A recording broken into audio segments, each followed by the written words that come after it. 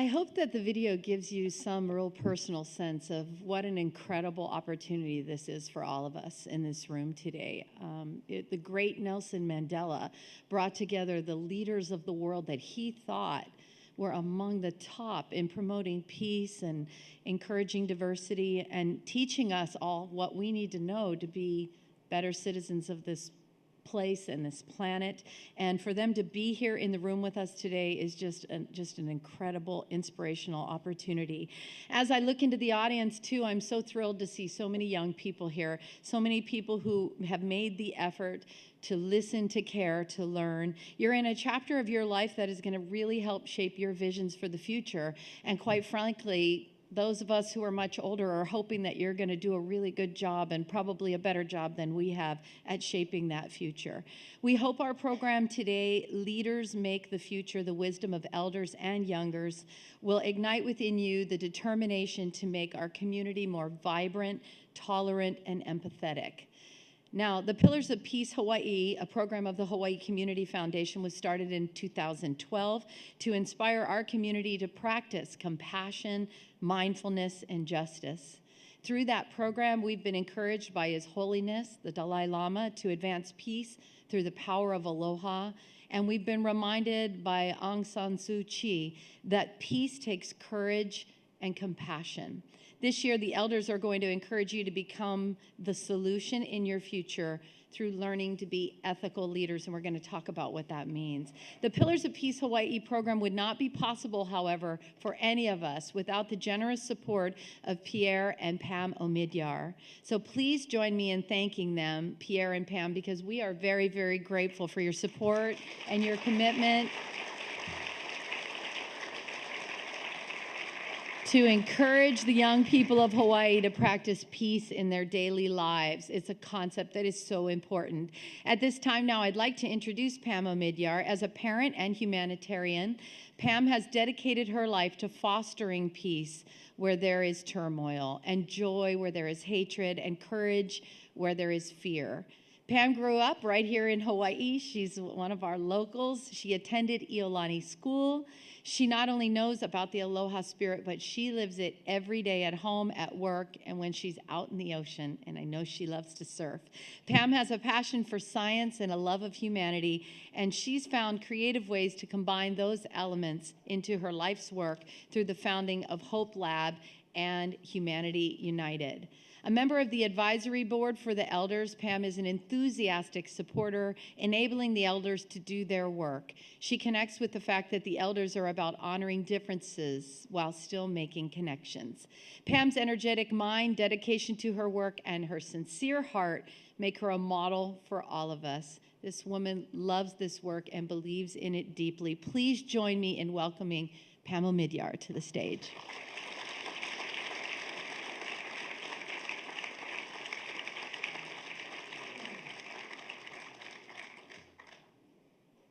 Aloha and welcome.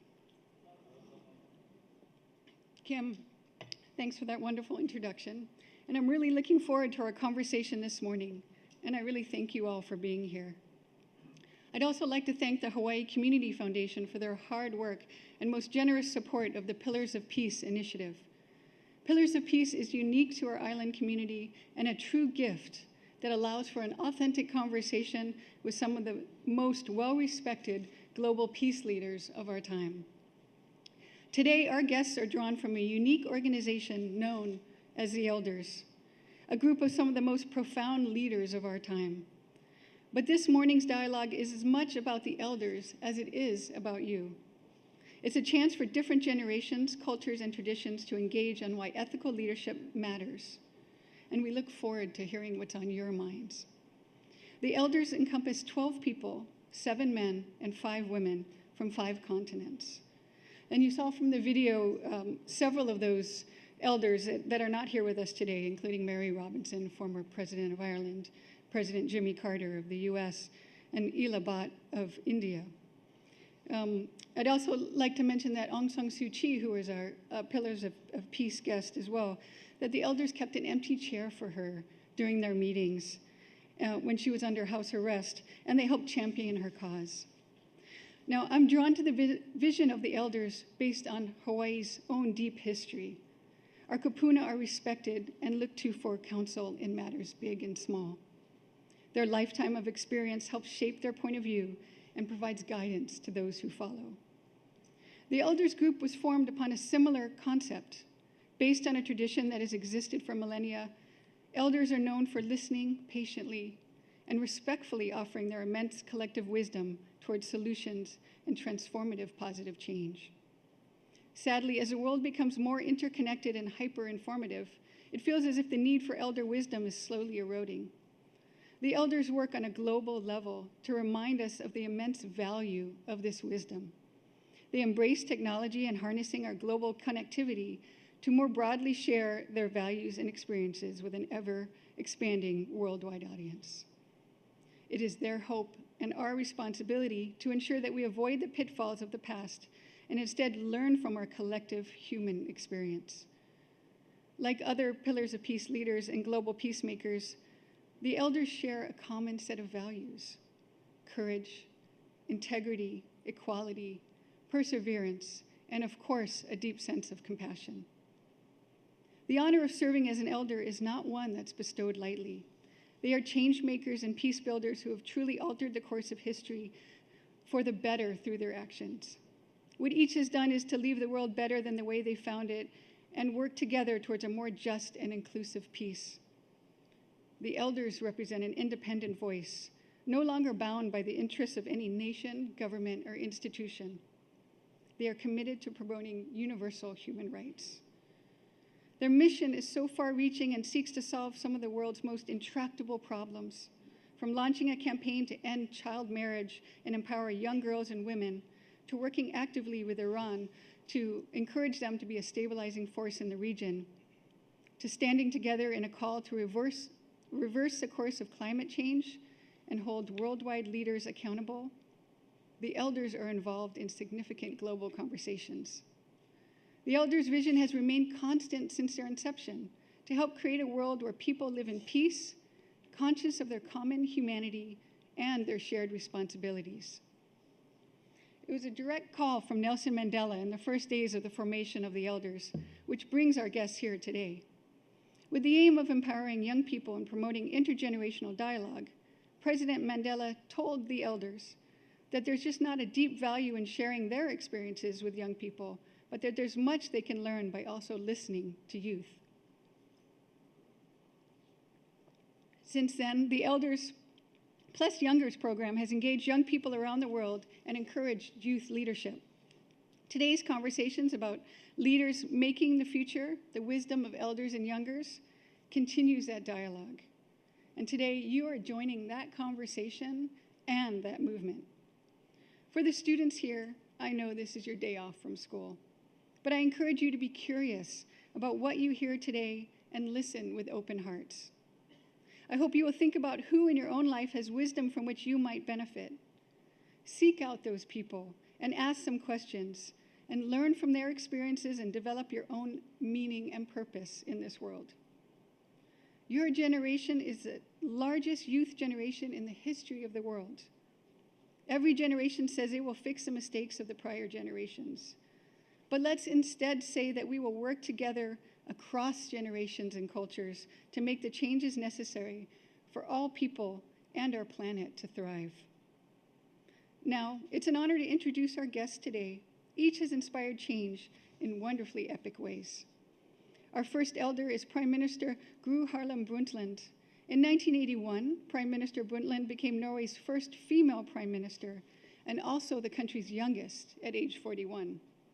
Her wide-ranging passions, from being a Harvard-trained physician to a champion for women's rights to her deep concern for environmental protection, led her to become one of the country's most revered leaders. Prime Minister Brundtland has been on the forefront of major issues long before they were on the public's radar or on a politician's desk. As Director General of the World Health Organization, she led the first movement to reduce tobacco use worldwide and was the first to identify and promote health as a human right.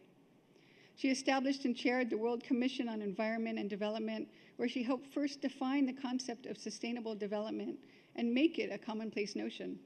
She continued that pioneering work as a UN Special Envoy on climate change. And as a peace builder, the Prime Minister encouraged reconciliation in countries around the world. One of the first to broker an Israeli-Palestinian agreement, it was her quiet diplomatic efforts that led to the breakthrough of the Oslo Peace Accord. Another elder with us today, Ms. Hina Jalani, is an incredible force for good in the field of human rights. Nearly 4 decades ago, she founded Pakistan's first all-women law firm and went on to win landmark cases that have set new standards for human rights, particularly for women, children, minorities, and prisoners. Her deep resolve for justice and democracy and equality have guided her career. She has shaped her country in important ways. It was through her work that the first child labor laws were mandated in Pakistan. And as women were fleeing abusive marriages, child marriages, and honor killings, she founded a shelter providing legal counsel and support and started Pakistan's first legal aid center. She founded the Human Rights Commission of Pakistan, an independent body to monitor human rights abuses and change public opinion. Ms. Jalani became the first special representative of the United Nations Secretary General on human rights defenders, where her work empowered and protected people worldwide. And in 1992, she was appointed Advocate of the Supreme Court of Pakistan. Twice she's been appointed by the UN to serve on fact-finding missions to Darfur and Gaza. And while it's correct to say she embodies the truth that one person can make a difference in the world, she does not work alone. Ms. Jalani's leadership was stewarded by people who came before her, and she's also helped convene others and build systems to improve human rights across Southeast Asia and globally. Our last elder needs little introduction. Archbishop Desmond Tutu is one of the most loved and respected peacemakers of our time. Archbishop Tutu began his career as a high school teacher, but racial segregation pushed him and other Black teachers out of the classroom. He turned to the Christian ministry and also worked tirelessly to end apartheid in South Africa. He was awarded a Nobel Peace Prize and was asked by President Mandela to chair South Africa's Truth and Reconciliation Commission. Since then, he has traveled the world to help many countries engage in a constructive conflict resolution process. He's also written many books on the power of forgiveness, restorative justice, and love, so that we may help heal and work towards conflict prevention in the future. In 2007, Nelson Mandela asked Archbishop Tutu to help form and to chair the elders, a post he held till last year. The Archbishop is now an honorary elder, so we are especially delighted he's here with us today. But I think it's because he loves Hawaii and his fellow elders so much. He is regarded as a moral compass for all. All of the elders are personal heroes to me, but none more than Arch. I have yet to be with him, listening to him speak, where I have not been moved to tears, burst into laughter, and filled with hope, and all within a few minutes. Lastly, we are joined by our moderator, James Kapai Ali'i Scott. Most of you know Jim from his role as president of Punahou School. What you may not know is Jim's lifelong passion for excellence in education. After graduating from Punahou, he went on to earn an undergraduate degree from Stanford, a master's degree from the University of San Francisco, and a doctorate from Harvard. Jim remains a sought-after speaker and leader throughout the country. In his time at Punahou, the school has made notable milestones, including a deep commitment to increasing access to education through financial aid. He launched the Student Global Leadership Institute to build an international group of student leaders committed to positive social change. Jim also loves racquetball and playing the ukulele, and as a dad, he's an expert carpooler for kids' activities. Jim is a most fitting leader to guide our conversation today. Please join me in giving them an aloha-filled welcome as they take the stage.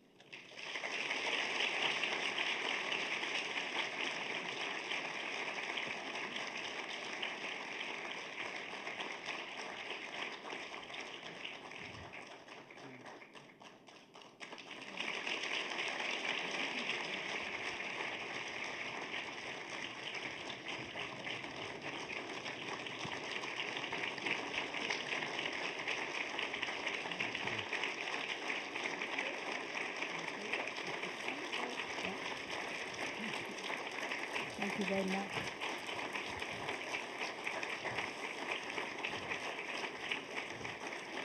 It's a bit cool in here. Ah. Thank you. Thank you.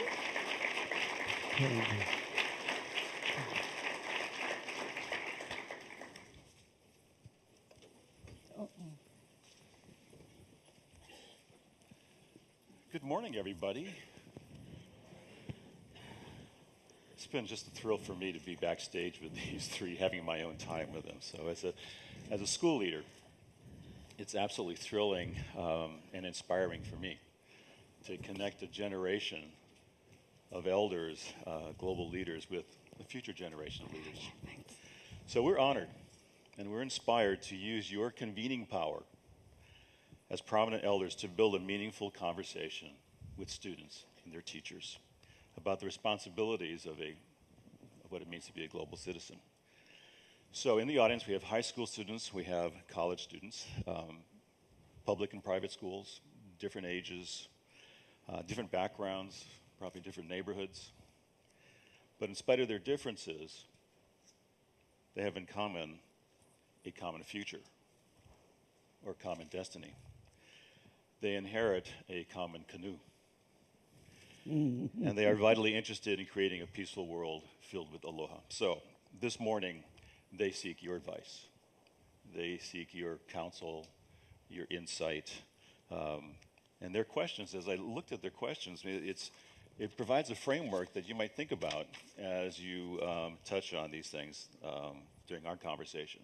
So here are some of the overarching themes that are on their mind. How can I live a meaningful life? I'm a student. I'm still in school. What can I do? How is the world changing?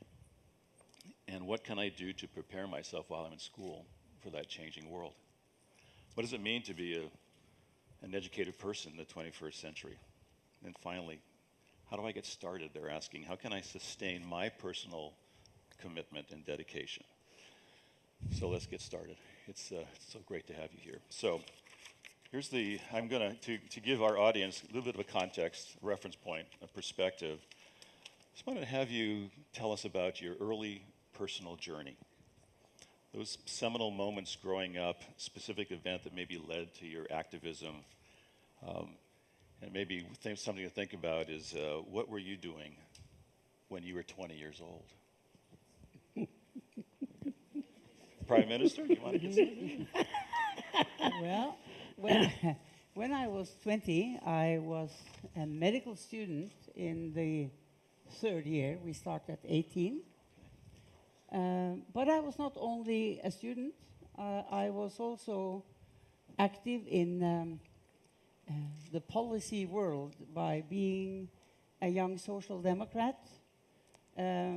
together with others, making student bodies for social democratic values and policies. So I was already, taking a stand and having opinions and working with others to pursue certain goals. Yeah. Archbishop? Yes, I'm trying to remember that far back.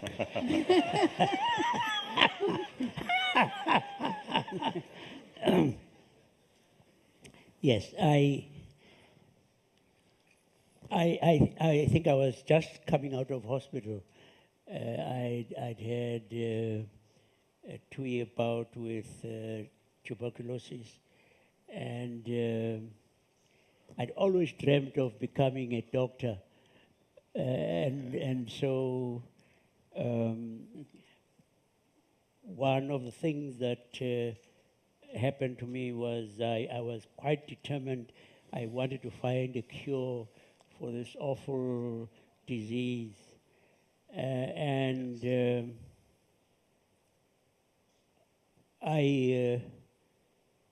I managed to be admitted to medical school at what is called the University of the Witwatersrand in Johannesburg. But we didn't, my parents, my father was a school teacher, my mother was a domestic worker, and they didn't have the fees. so I had to forfeit my place, and then managed to get a scholarship to go to a teacher training college. Bless you.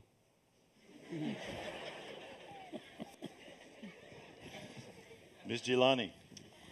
Yeah, well, like Archbishop Tutu, it's difficult to remember that far back. But now that you've got me thinking, when I was 20, I had already led a students' rally against a military dictator. Of course, I got rusticated from college for doing that. But I come from a background where politics was always a part of our life. My father was an opposition politician fighting against military rule in my country and very frequently was arrested. So all through my childhood, there were very few times that he was at home. Most of the time he was in jail. And so there was always this kind of a mini crisis. The minute he got arrested, there were certain things that had to be done. Cases had to be filed in courts, arrangements made to see him in jail. So that kind of environment was always there. I didn't consciously think that I myself would step into that kind of a role any time in my life. But I think if you were of that age in Pakistan and were an aware, conscious citizen, there was very little you could do to avoid it. And because I went into a profession, I'm a lawyer, it became very kind of logical to step into the area of human rights and the protection and promotion of human rights. So the first thing, of course, I remember was in terms of, even while I was still studying as a lawyer, my time was spent a lot in prisons, working for political prisoners and trying to help the senior lawyers build cases, go and look into, and this is something that our father also always taught us, that when there is a movement on, you have to make sure that those in prison have the assurance that their families are being looked after. So I think that's something that we always did, because he felt that if you do not make the political worker comfortable, they will not be able to make the sacrifice of going to jail. So these were the kind of activities that I remember being involved in during my teenagers and, early 20s. Thank you. When you're young, it's hard to connect the dots going forward. When you're older, it's easier to connect the dots. Mm. As you're going into your social and political consciousness, was there one moment, that seminal event that led to your activism? Was there one person? In my case, I cannot say, because both my parents were, value-based idealists for a better society. And I learned from both of them. I grew up in a home where it was obvious that both the boys and the girls of the family would be treated equally. That was the conviction of my parents. So in a way, I grew up in a home where the values were instilled into me, and of course, I questioned. I made my own decisions as a young woman, but I certainly had all of this from my own home.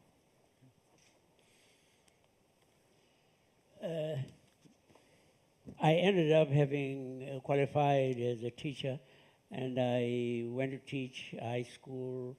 I taught English and history.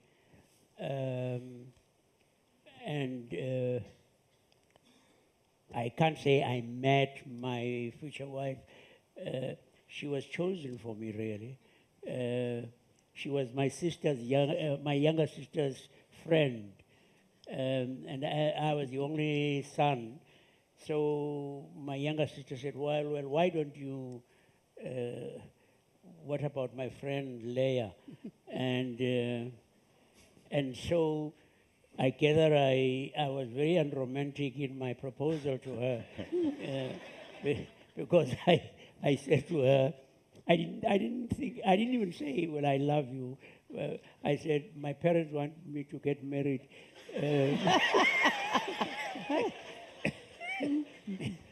and she was sort of taken aback. But then she left, and later on wrote me a letter to say, well, I think I want to help you to obey your parents.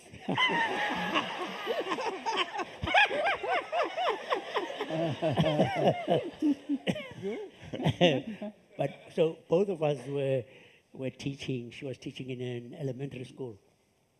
And then the apartheid government introduced something called Bantu education, which was quite, it was deliberate, inferior. They didn't make any bones about it. I mean, Dr. Verwoerd, who was then Minister of Bantu Affairs, said, what's the point of teaching blacks mathematics and science?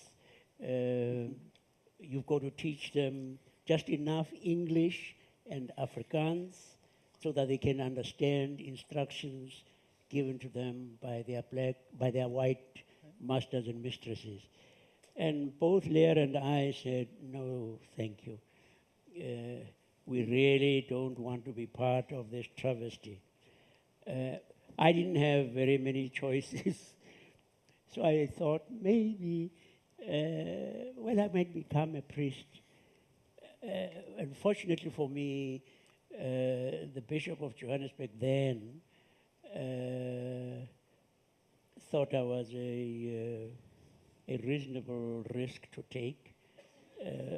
And yes, one thing led to another. And both of us resigned from teaching, and Leah went to train as a nurse.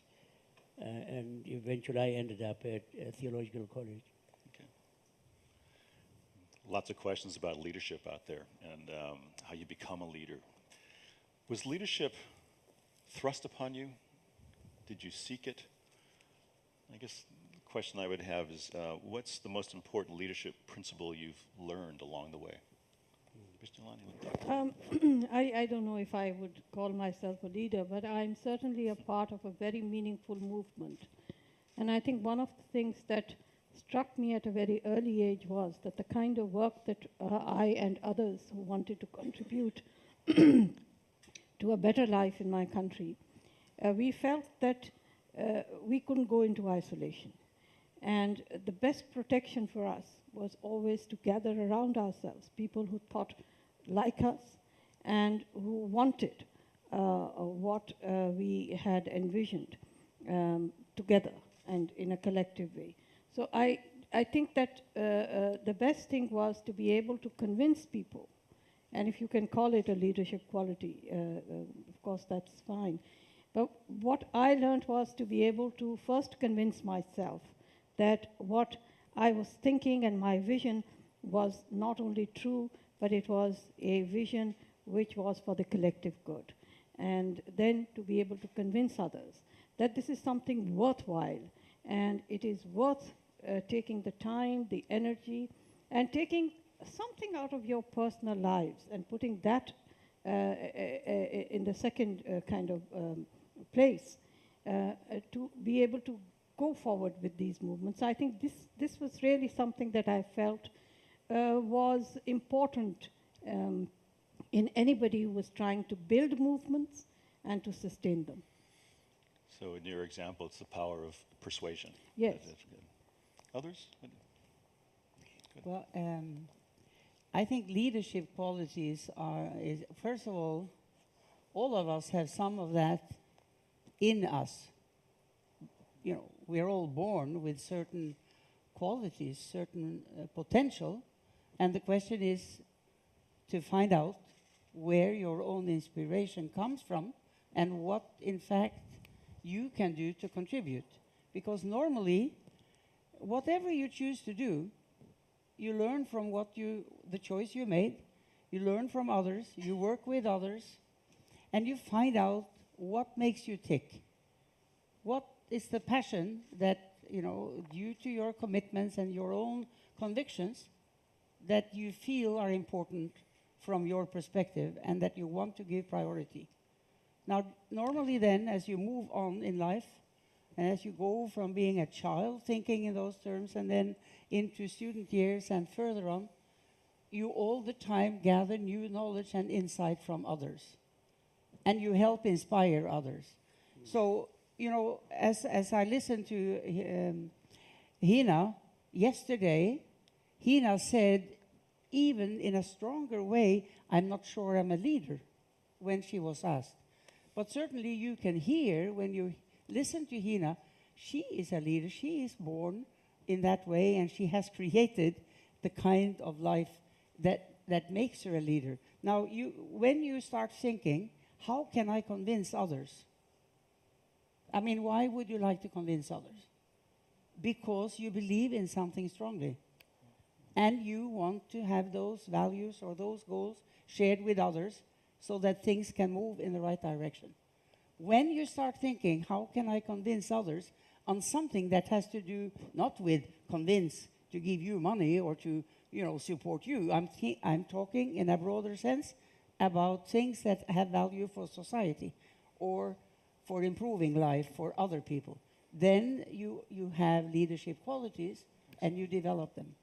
Can I ask you, did you give them a preview of the questions? They answer so eloquently. There was no cheating. I think They weren't handed the script. let me just say.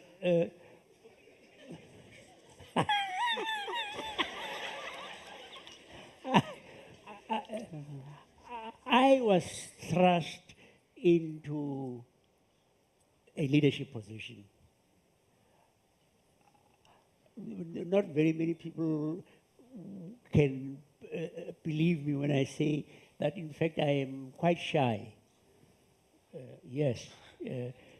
But our leaders were in jail. Our leaders were in exile. Our leaders were held under some restriction or other.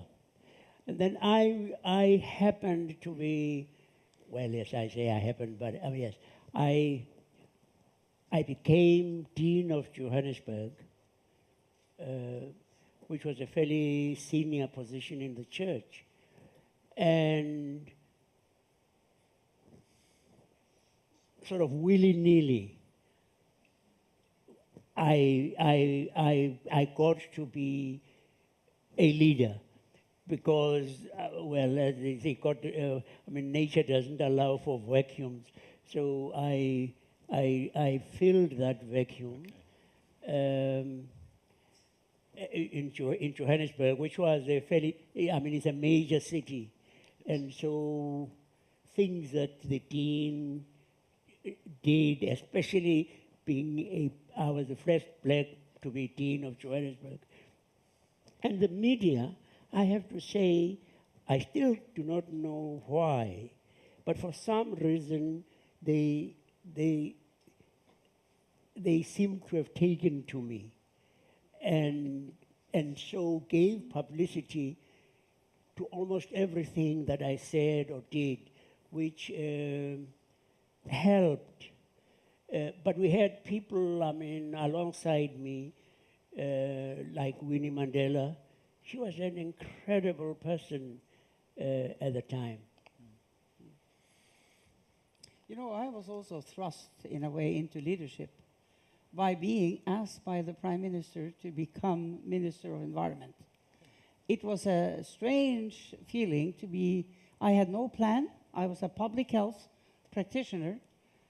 And he called me to his office and said, I would like you to enter the government. And so, sometimes you have to decide, can you do that? And on the other hand, can you say no? Yeah. I had been fighting for women's rights and women being equal to men. So how could I say no when the Prime Minister asked to add a woman into his government? I couldn't. From then on, I was a politician, not a public health expert anymore. Yeah. So when you look back on your careers, how have you been able to sustain yourself? How do you keep it going? How do you recharge? I think this is something that Prime Minister Brundtland said yesterday. Support makes a lot of difference. And what encourages you to go on is to look behind and see that there are many people who think like you. And the other thing, of course, is that I mean, coming from the women's rights movement, and also personally, I think it's much more difficult, if we are talking about the power of persuasion, to be a woman and to have the ambition of persuading in societies, some societies, in most societies, I'd say. But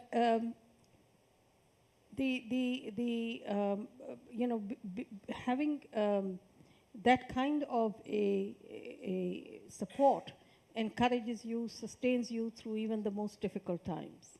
The second thing is that you know very well that you're going against the tide. And there is always a temptation to rest. And sometimes we do, and I've learned it from my experience, that you rest too soon. Because if you're going against the tide, you're likely to be kind of swept back when you stop making the effort. And we've had that. We've rested too soon and been swept back. Many times I've seen that. So I think this, for one thing, gives you the energy to go on. And secondly, then the support that you need to sustain yourself, even in adverse times. Other comments? Well, I think, you feel that what you are trying to do together with others makes a difference. And you know that if you, as Hina said, if you kind of stop, you cannot move forward. And so you have your passion gets increased and kept, sustained, as you said, by seeing that what you're doing in fact makes a difference. And that can contain you, sustain you for decades until you are 75 and more. I'm slightly different. I mean, what I mean. Not what you are thinking. I have been sustained by very, very many people around the world. One of the things about our own particular struggle was the fact that there was something called the anti-apartheid movement, which was a global movement. At one time, the South African government, in harassing me, took away my passport, for instance. And sort of almost the following day in our mail, I got a parcel sent from New York, and it was Sunday school children in a church in New York who had made pictures and they sent me their, what they called their passports of love. And you don't actually know just how much that meant to us, the support that we gathered from the international community. Having people say they prayed for you, and the people who demonstrated on our behalf. And that was a very singular source of inspiration. And then perhaps because, I mean, I'm sure that Hina and Gro would have that too, that they are people of faith. And so at some moments in their day, they would spend quiet and gain from that, yes, I mean, supernatural power, inspiration. And it is for real. It is for real. And I want to assure you that it is a fantastic thing to realize that when you are a crowd, and you stand out in a crowd because they say you are the leader. Do you know what? You're standing out only because you are being carried on the shoulders of others. I mean, if I calling for sanctions as I did and for divestment in South Africa, if the people, so-called the ordinary people, had repudiated me, I would have been nothing. But it was that those people, the masses that were often treated with disdain, where they were the real McCoy, you know. They were the ones who, if I hadn't got them, I would be just a clanging cymbal. Wow. Thank you. One of the people in the audience in preparing for today wants to actually have you address a current case study, given your perspective and your insight. If you could intervene in the Israeli-Gaza conflict to restore peace in the region, what would you do? What would be your strategy? Let's start with the Prime Minister, the politician. You know, back in 1992 already, which is now more than 20 years, people of my administration were secretly working between representatives of Israel and Palestine, and gradually created sufficient confidence between those groups, or those leaders, that we were able to announce an agreement about the goal that there had to be two states, and you had the handshake between Arafat and Rabin on the lawn of the White House, because we decided, although Norway was inspiring all of this, we wanted the strongest leader in the world, Bill Clinton, to have, or one of the strong leaders, to sign up to this and help it get impact. Now, this, of course, now is 22 years ago, and we are seeing the tragedy of what has not happened. They have not moved towards a two-state solution. And we see the tragedy of the children and the people of Gaza under occupation, in fact.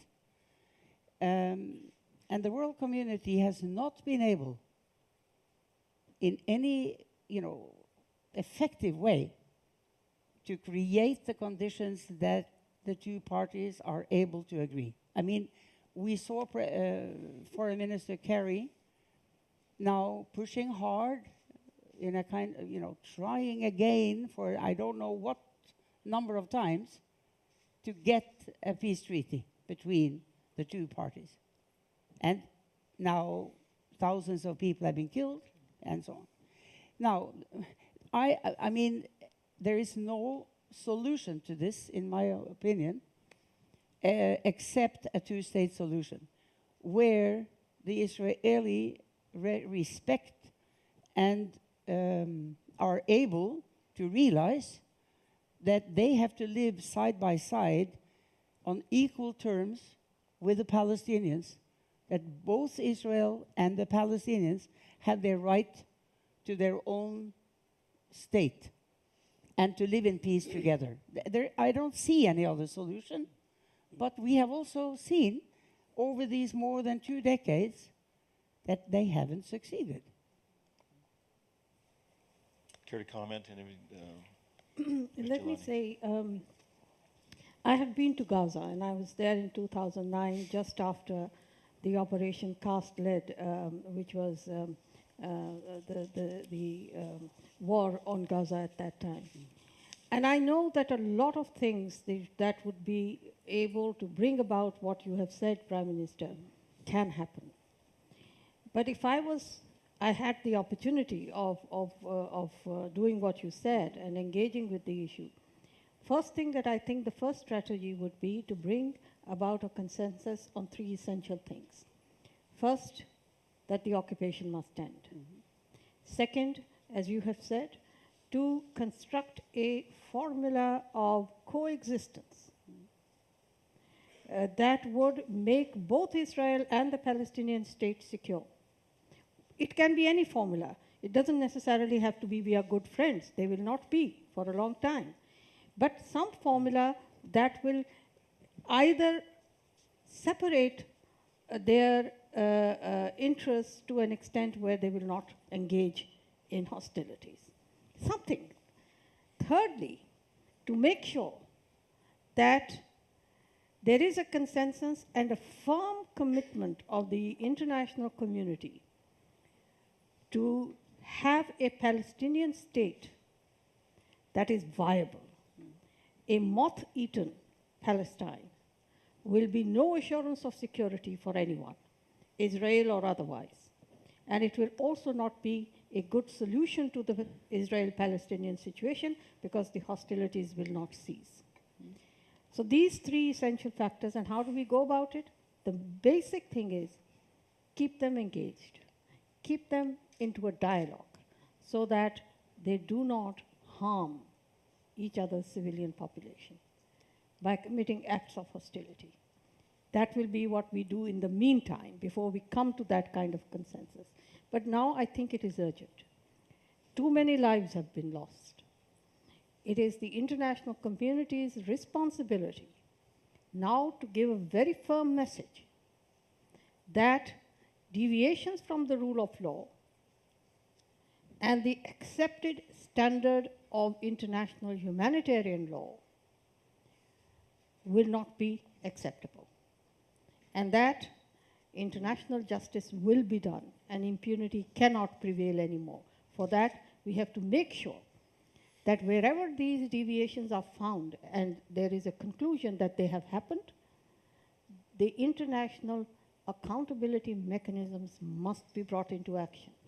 There should be no shying away from that because, of course, the aim is to move towards peace. But the center and at the core of peace is justice. It is an indispensable feature of peace to have justice. So I think these are some of the things that I would probably want to go forward with. I have a follow-up question, and I think this is probably it's best going to Archbishop. And it's from someone's Twitter. Ending violent conflict is not the end of the battle. How can we help those devastated by conflict to heal? Mm-hmm. Well, I suppose, I mean, the first thing would be to have ensured that there would be no repetition of what caused the trauma in the first place, and then yes, I mean the things that Hina put forward. I mean, I wanted to say, in all of this, I mean, for us, it isn't theorizing. You know, it is that we hurt. It might appear as if I mean one was being melodramatic. We hurt in the anguish of both sides. And to speak for myself, my deepest anguish is what the Israelis are doing to themselves in what is happening. At home, about 2 or 3 weeks ago, we there was one of the largest demonstrations. I've not seen anything like it in South Africa before. There must have been about 100,000 people, whatever. But I mean, it was a massive, and I was asked to, as it was, send them off with a prayer. But before I prayed, I reminded the people. I said, you know, when we were struggling against apartheid, we were against injustice. We were against oppression. We were against all of that evil. But we were not anti-white. It is important as you set out on this demonstration to say that you are anti-oppression, anti-injustice, anti-occupation, but you're not anti-Jew. And when I said that, a number of hands went up, and because I said, because in this demonstration there are many Jews, and the hands went up. It is quite important. It is absolutely crucial. And you know, I mean, we know that there are those people that were in Tel Aviv. I gather there were about 10,000 who demonstrated there. It is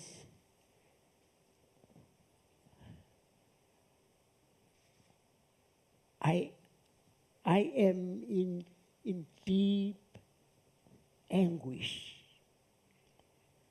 because I have seen in South Africa what happens to people when they carry out policies that are unjust. That whether they like it or not, those policies dehumanize them. And when we had the Truth and Reconciliation Commission, we saw the extent of that dehumanization. And I pray,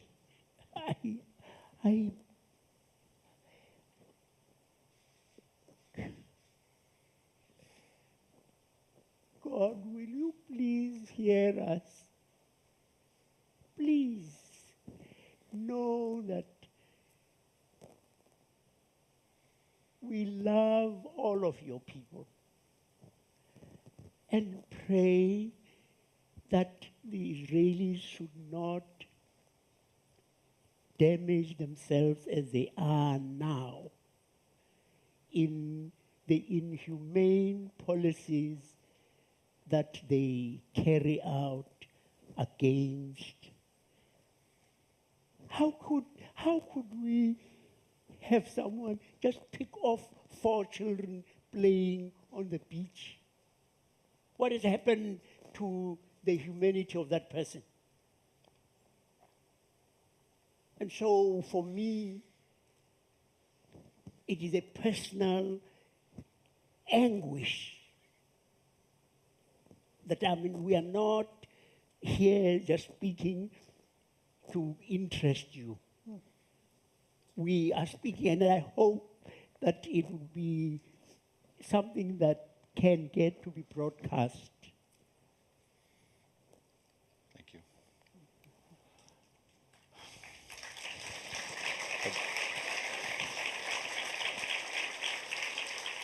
You know, in the time we have left, we just want to move to as many questions as we can from the audience. Actually, here's one for the Prime Minister. What's the biggest challenge you faced? And what can the United States learn from Norway? Wow. The biggest challenge I faced, what was that? It's series of challenges, you know. But in the beginning, when I was this young environment minister, I remember coming to a meeting of industrial leaders across the country with 3 of my male colleagues in government. They had their yearly conference. And I came in, I was only a few weeks into office.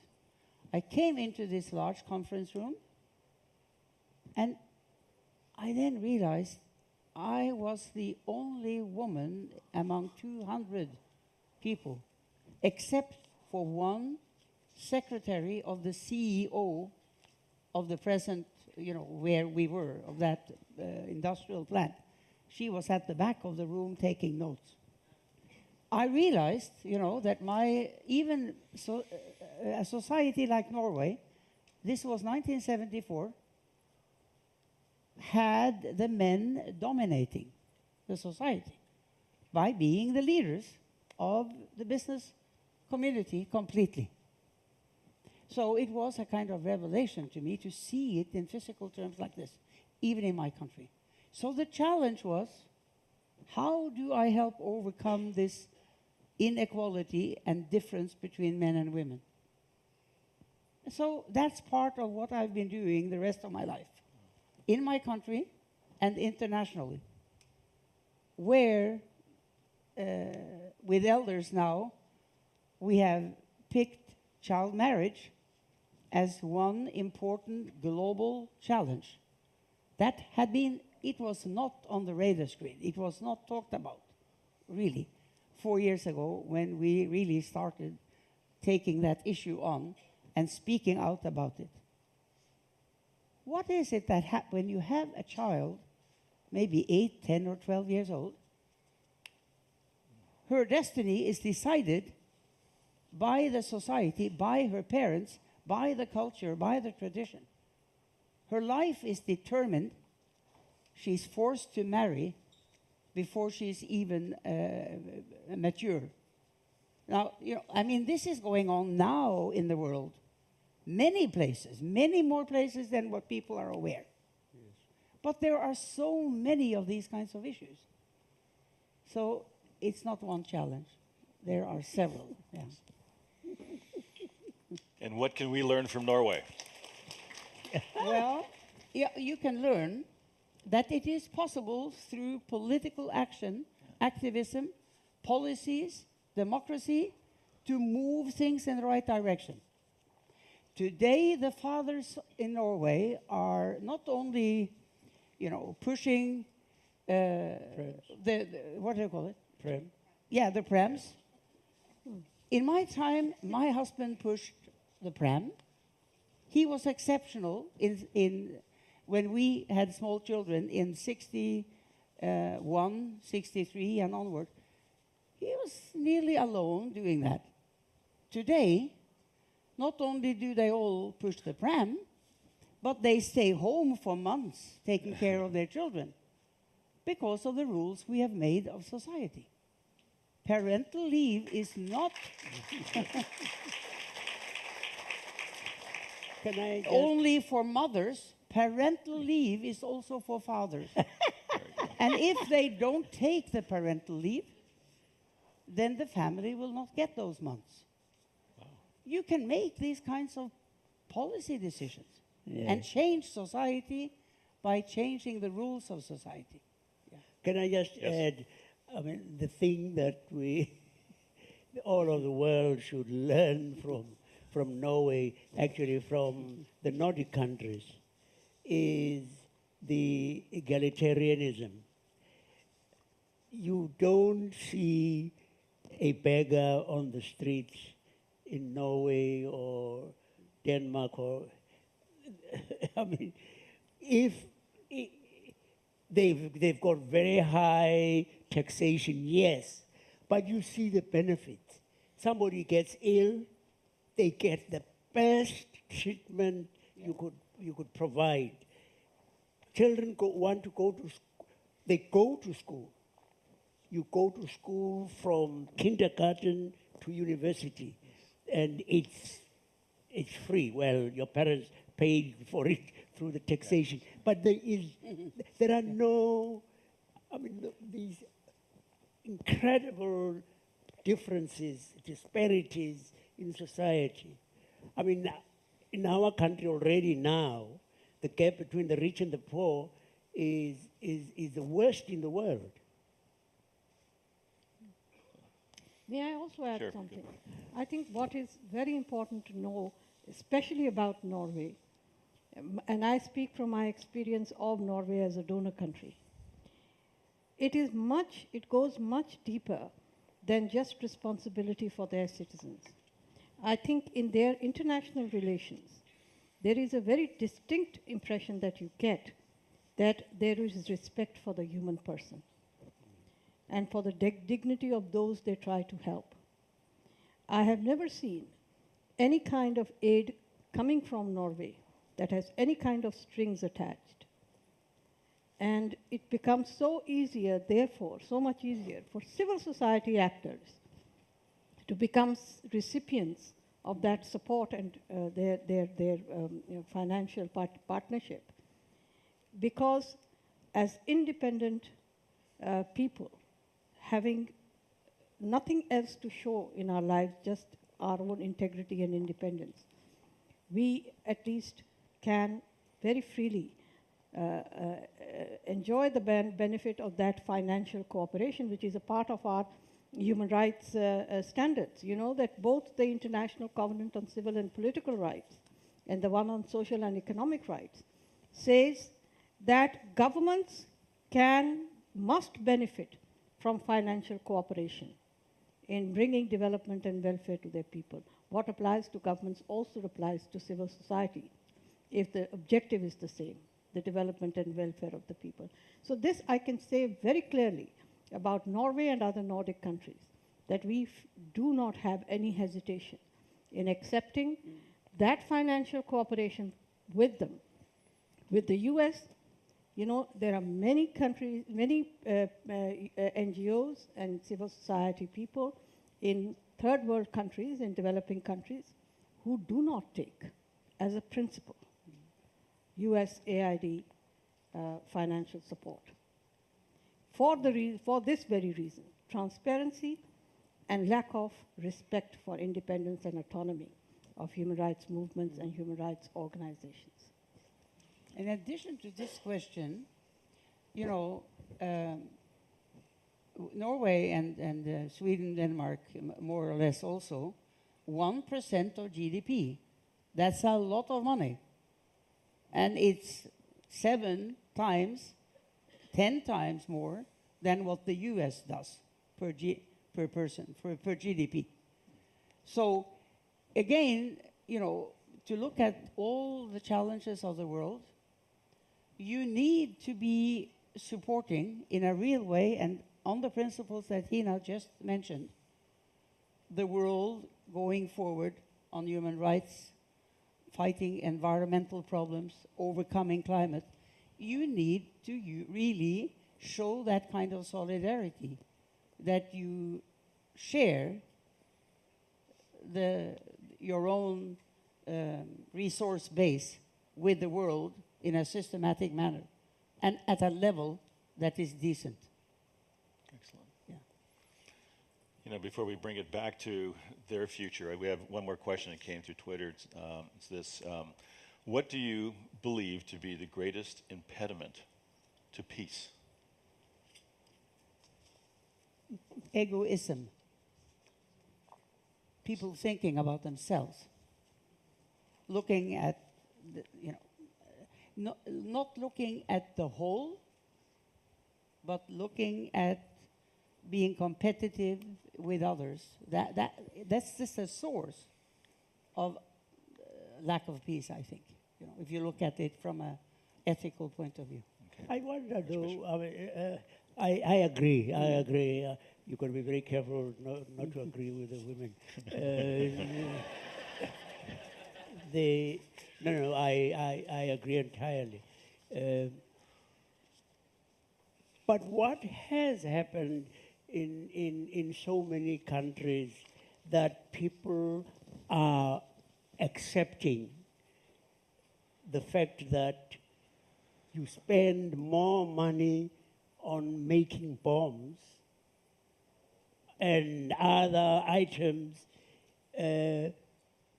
which are going to be used to kill people, to maim people. We spend more on that than willing to spend. I mean, we hear of a child over there dying because she didn't have clean water.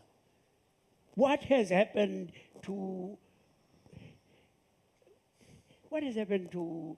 civic society that it doesn't say, no, man, we can't allow ourselves.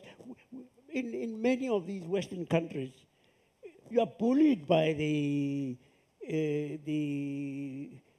manufacturers of things that are made to kill, and we sort of shrug our shoulders, and no, you know, we can feed everybody on earth. We've got the capacity. You young people, for goodness sake, get out there and say you want to change the ethos of your societies, that you are not going to be bullied by the manufacturers of bombs. Can you think that a few years ago, this country dropped 2 atom bombs, and the destruction that happened?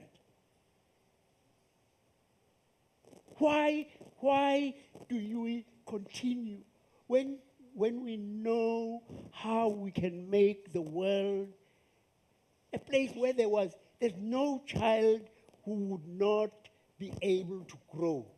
They would get cheap inoculations. Children die. Do you know how many children die? 20,000 per, I don't know, something. Horrendous. You ought not to say, you ought not to be allowing this to happen. You ought to say, no, no, no, no, no, not in my name. Not in my name. It is abominable. It's unconscionable that children die because they don't have clean water. Children die because they can't afford cheap inoculations against smallpox or whatever. And here we are investing in many of the industrialized countries billions. I would hope you will leave from here and say you are going to do all you can. Where are you? It's very dark. Ms. Jelani, would you like to add to that? Impediments to peace? Anything you want to add before we... I think apart from what has already been said, I think the notion of sovereignty, or let us say a misconceived notion of sovereignty, is sometimes the biggest impediment to peace. And that I'm saying because of the different regions that we see in the world where a conflict of interest is not resolved by surrendering a part of that sovereignty for global peace and security and global welfare. And I will give you the example from my part of the world, for instance. Governments have been very adamant on the notion of sovereignty when they have come before international scrutiny for violation of the rights of their people. Now let me say this. Sovereignty, neither states nor governments are sovereign. People are sovereign.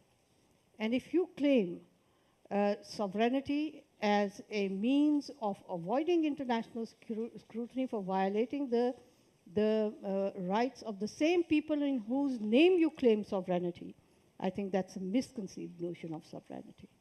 Absolutely. Thank you. You know, we have one question, one last one that I want you each to respond to, and it has to do with your parting advice to students, high school and college students. You, by virtue of your positions, you have a chance to travel the world speaking to young people. And you see what they have in common. And I just wanted to give you a chance to give your parting advice to this group of students? Well, I mean, I can just say that, yeah, you've talked about challenges, you've talked about difficulties we've had in our lives, but let me also say that we've had many, many positive things. I have seen many positive changes, even in the difficult struggles that I wage for women's rights, the rights of minority people, etc. Just to give you one example, for instance, many years ago, we started a struggle against certain laws that were discriminatory against women. And people used to make fun of me, saying that you've been standing with a placard for 25 years on the sidewalks, down with such and such a law. Yes, I did stand there for 25 years. We didn't get the laws changed till 25 years elapsed. We got it changed eventually.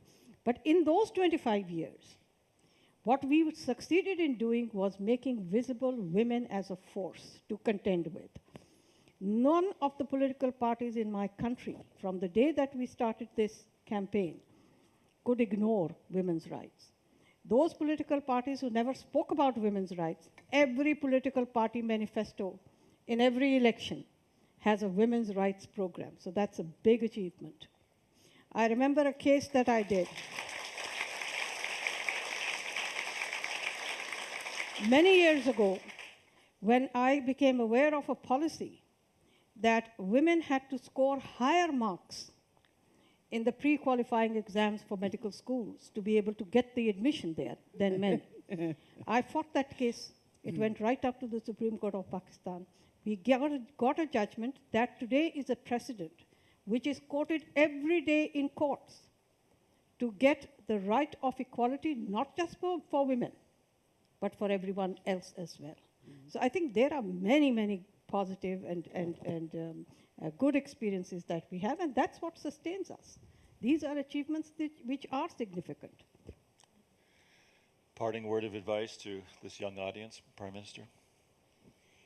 Well, I mean, it's nice to be here in Hawaii and knowing that you have this aloha. It's one thing, but you know, it's an expression that carries a lot of wisdom in it, but also the fact that people here, historical reasons and others, are mixed. They are not, ethnic majorities. It's all different kinds of backgrounds and cultures all together. So you are, in a way, a small world in itself, which means that looking across the oceans and looking across the whole of the world, you have every reason to be confident that you can see humanity as a whole, because you have a small piece of it, even here on the island, together, and you can reach out and look at all the global issues that more and more in your lifetime will be obvious.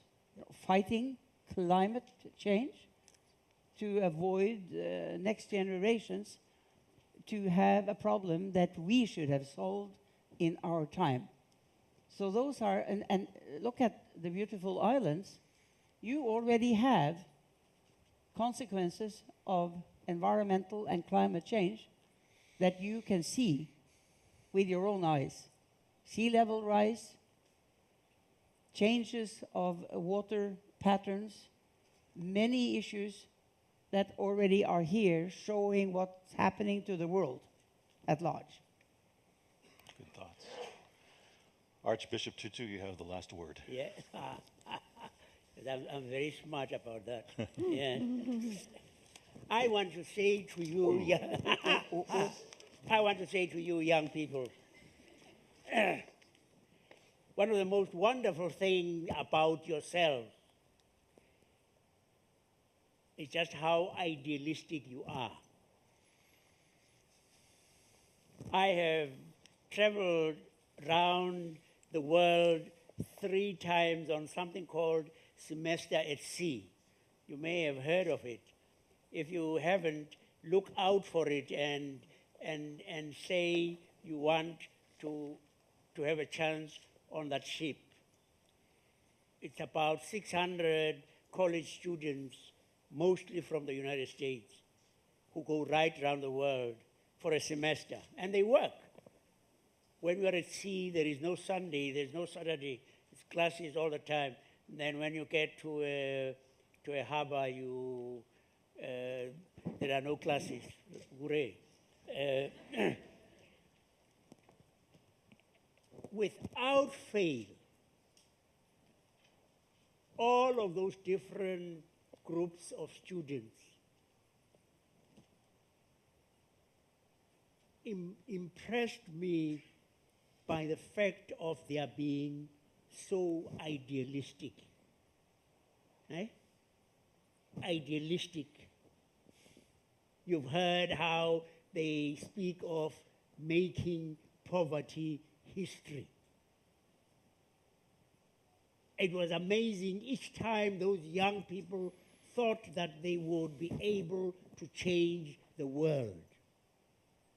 I want you to go out believing that you have the capacity to change the world. Young people like yourselves and older were some of the most important groups that supported us in our struggle against apartheid. President Reagan was totally opposed to sanctions being applied. Students, not they exclusively, but students particularly, worked very hard to get their institutions divesting. And they were able to change the moral climate in this country. And so Congress was able to pass the anti-apartheid legislation with a presidential veto override. You can do the same. You can do the same. You can, hey, know something? Some of God's best collaborators have been young people. Joseph, David, Jeremiah, who complained that he was too young to become a prophet, Mary. Imagine if the archangel had said to Mary, yes, God wants you to be the mother of God's son. If Mary had said, what? I'm a decent girl. Sorry, try next door. We would have been in a real pickle.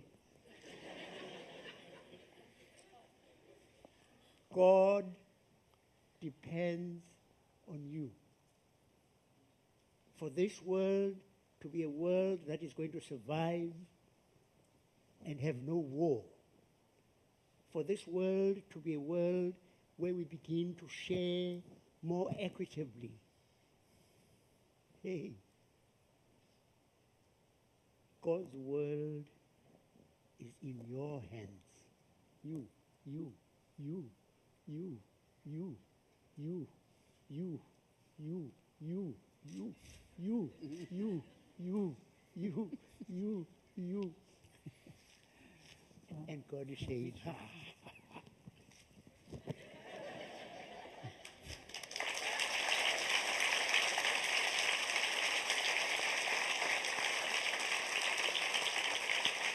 Yeah?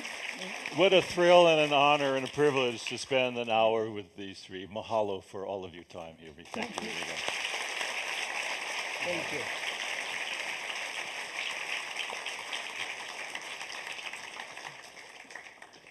You have child dancers.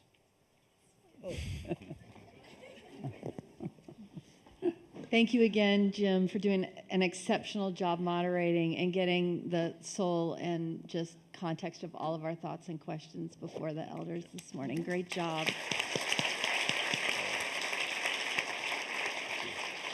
And we do have Keiki Hula coming, but before that, could you please join me in thanking again Prime Minister Gru Brundtland, Ms. Hina Jelani, and Archbishop Desmond Tutu.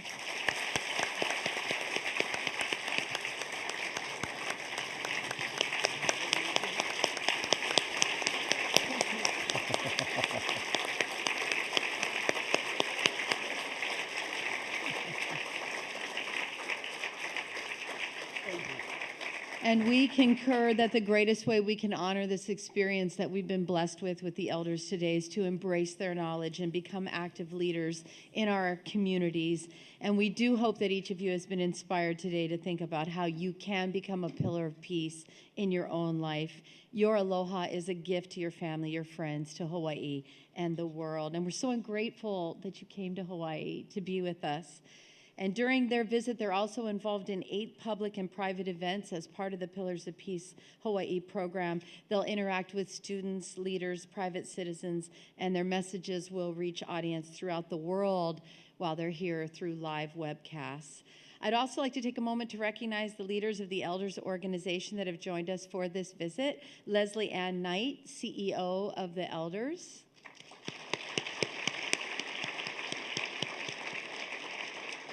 And Jennifer Woodside, Communications Director for the Elders. We will now close the program with hula to express our thanks and appreciation to the elders for sharing so much with us today. It'll be performed by Na Keiki o Halau Hula Olana, the children's performing group of the School of Living Hula. They've been charming audiences in Hawaii for more than 2 decades. This company of dancers ranges in age from 6 to 13 years old, and they're trained and led by Olana Ai, Kumuhula and founder of the school. Please join me in welcoming Halau Hula Olana as they perform our closing number, Surround Me with Love.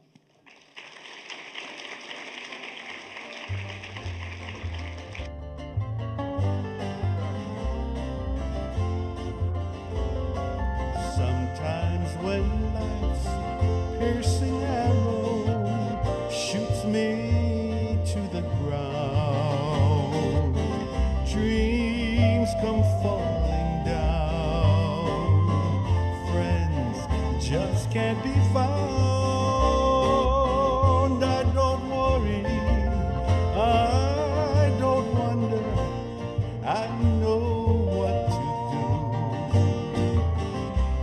I don't go crazy, I just go for you. Surround me with love, I need you beside me. I want you to hold and hide me when this world is closing in on me. Yeah. Surround me with love. Oh, I know I can make it. Whatever comes, you know I can take it. Just as long as you surround me with love. Who can say what comes tomorrow, what the future holds, what lies down the road? Heaven only knows. But there's one thing I know for certain, one thing that is true.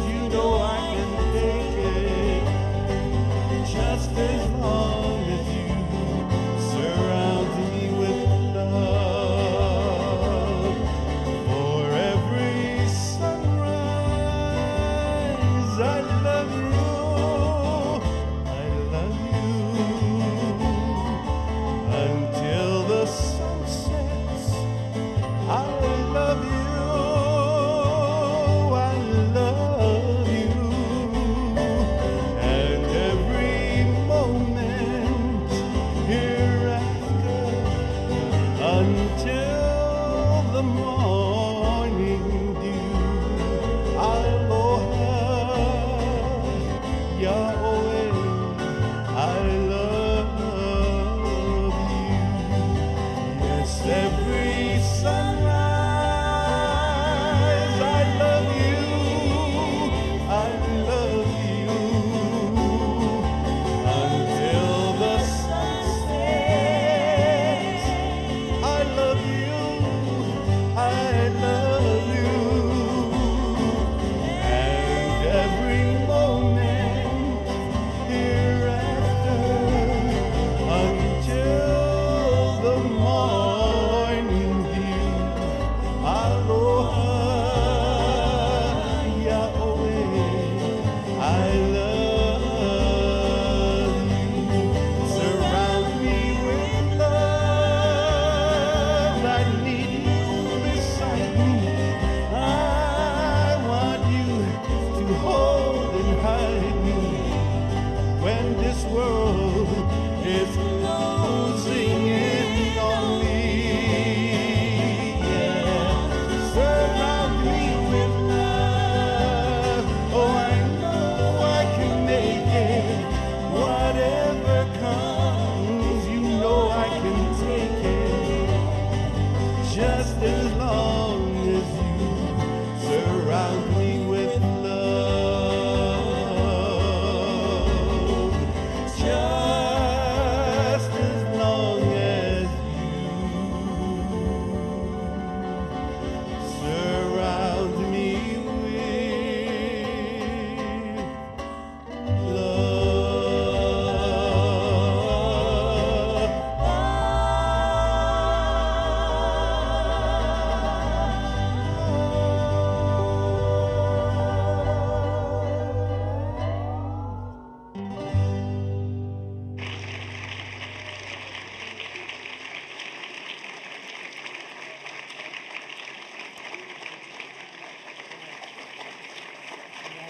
Thank you, Nakeki o Halau Hula Olana. And thank you again to the elders and to you all for joining us for our Leaders Make the Future, the wisdom of the elders and the younger. We're just so glad to have you here. We hope you enjoyed this Pillars of Peace event. Please remain seated until the elders exit the theater. Thank you all again.